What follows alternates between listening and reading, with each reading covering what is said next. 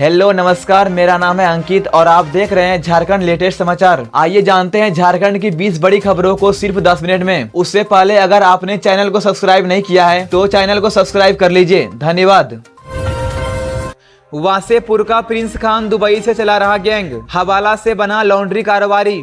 धनबाद का कुख्यात अपराधी प्रिंस खान अब दुबई में रहकर अपना गैंग चला रहा है। पुलिस जांच में पता चला है कि वह हवाला के जरिए भारत से पैसे दुबई मंगाता है और उन्हीं पैसों से लॉन्ड्री का कारोबार शुरू कर चुका है। हाल ही में रांची पुलिस ने प्रिंस खान के 3 गुर्गों को गिरफ्तार किया है। इनमें से एक महिला रोजी परवीन है जो उसकी रिश्तेदार है। गिरफ्तार अपराधियों ने पुलिस को बताया कि प्रिंस खान अभी दुबई में ही है और वहीं से अपने गैंग को चला रहा है। पुलिस के मुताबिक रोजी परवीन और उसके पति ने रंगदारी से वसूले गए पैसे हवाला के जरिए दुबई भेजे। इन्हीं पैसों से प्रिंस ने दुबई में लॉन्ड्री का धंधा शुरू किया। रांची पुलिस ने सोना और नकद भी बरामद किया है जो इसी काम में इस्तेमाल होता था। प्रिंस खान धनबाद का रहने वाला है और पिछले 2.5 सालों से दुबई में बैठकर कारोबारियों को धमकाता है। उसके खिलाफ रेड कॉर्नर नोटिस जारी हो चुका है, लेकिन अब तक वह इंटरपोल की गिरफ्त से बाहर है। गिरिडीह में नाले में बहे मासूम का शव मिला। 16 घंटे चला रेस्क्यू ऑपरेशन। गिरिडीह जिले में शनिवार शाम हुई भारी बारिश ने एक परिवार की खुशियां छीन ली। गांधी चौक पर तेज बारिश के दौरान एक मासूम बच्चा मां की गोद से फिसलकर नाले में गिर गया और तेज बहाव में बह गया।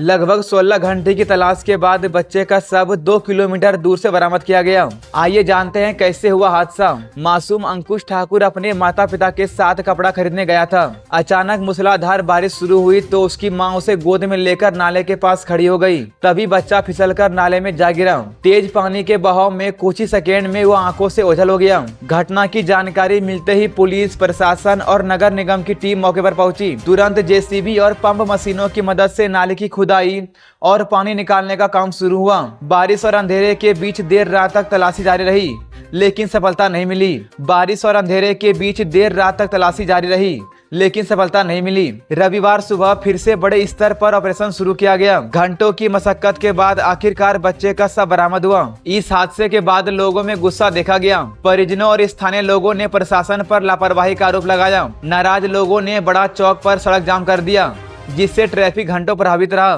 फिलहाल पुलिस ने शव को पोस्टमार्टम के लिए भेज दिया है और पूरे मामले की जाँच की जा रही है। झारखंड में फिर होगी बारिश। 24 सितंबर तक येलो अलर्ट जारी। झारखंड में अगले कुछ दिनों तक बारिश का सिलसिला जारी रहेगा। मौसम विभाग के मुताबिक बंगाल की खाड़ी में नया लो प्रेशर एरिया बन रहा है। इसके असर से 24 सितंबर तक राज्य में हल्की से मध्यम बारिश होने की संभावना है। इस दौरान कई इलाकों में तेज हवाएं चल सकती है और बिजली गिरने की भी आशंका है। इसी वजह से मौसम विभाग ने पूरे राज्य के लिए येलो अलर्ट जारी किया है। रविवार यानी 21 सितंबर को भी कई जगह गरज चमक के साथ बारिश हो सकती है। हवाओं की रफ्तार 30 से 40 किलोमीटर प्रति घंटे तक पहुंच सकती है। इसलिए लोगों को सलाह दी गई है कि वे खुले स्थानों पर ज्यादा देर तक न रुके। मौसम विभाग का कहना है कि अगले 2 दिनों में तापमान में बड़ा बदलाव नहीं होगा, लेकिन उसके बाद धीरे धीरे 2 से 3 डिग्री की गिरावट आएगी और मौसम ठंडा महसूस होगा। इस साल का मानसून सामान्य रहा है। बीते 24 घंटे में कई जिलों में हल्की से मध्यम बारिश हुई, जबकि जामताड़ा में सबसे ज्यादा 71.8 mm बारिश दर्ज की गई। गिरिडीह में तालाब में डूबने से मासूम की मौत, गांव में छाया मातम। गिरिडीह जिले के धनबार थाना क्षेत्र के कारगली गांव में रविवार को एक दुखद घटना हुई। गांव निवासी विकास यादव का 4 वर्षीय बेटा ओम यादव तालाब में नहाने गया था। नहाने के बाद उसके दोस्त तो घर लौट आए, लेकिन ओम घर नहीं पहुंचा। परिजनों ने खोजबीन की तो बच्चा तालाब में बेहोश हालत में मिला। स्थानीय लोग तुरंत उसे बाहर निकालकर नजदीकी क्लिनिक ले गए। हालत गंभीर होने पर डॉक्टरों ने उसे कोडरमा सदर अस्पताल रेफर किया, लेकिन वहां डॉक्टरों ने जांच के बाद उसे मृत घोषित कर दिया। इस घटना के बाद परिवार पर दुखों का पहाड़ टूट पड़ा। माँ बाप और परिजन सदमे में हैं। गाँव में भी शोक का माहौल है। वहीं पुलिस ने मामले की जानकारी लेकर कार्रवाई शुरू कर दी है।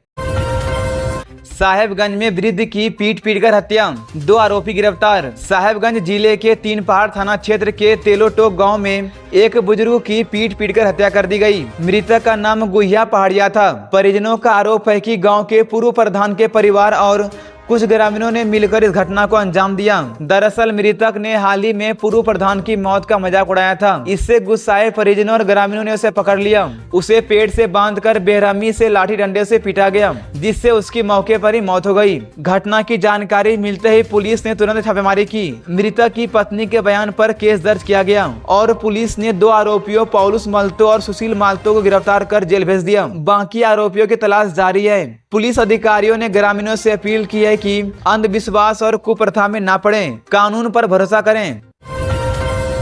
एसीबी के सबूतों पर साजिश का आरोप, मरांडी ने उठाए सवाल, जेएमएम का पलटवार। रांची में नेता प्रतिपक्ष बाबूलाल मरांडी ने गंभीर आरोप लगाया है। मरांडी का कहना है कि एसीबी से जुड़े संवेदनशील सबूतों को मिटाने की साजिश की जा रही है। उन्होंने कहा कि खबर है एसीबी ऑफिस से कई जरूरी फाइलें और कंप्यूटर की हार्ड डिस्क निकाली गई है। इतना ही नहीं, वहां के कुछ कमरों में 2-2 ताले भी लगाए गए हैं। मरांडी ने सीएम हेमंत सोरेन से मांग की है कि इस पूरे मामले में तुरंत एफआईआर दर्ज कर कार्रवाई हो, वरना यह साजिश उन्हें भी घेरे में ले सकती है। दूसरी ओर झामुमो ने इन आरोपों को पूरी तरह से नकार दिया। पार्टी महासचिव विनोद पांडे ने कहा कि बाबूलाल मरांडी सिर्फ राजनीति कर रहे हैं, अगर उनके पास सबूत है तो सरकार को दे, सरकार जांच करेगी।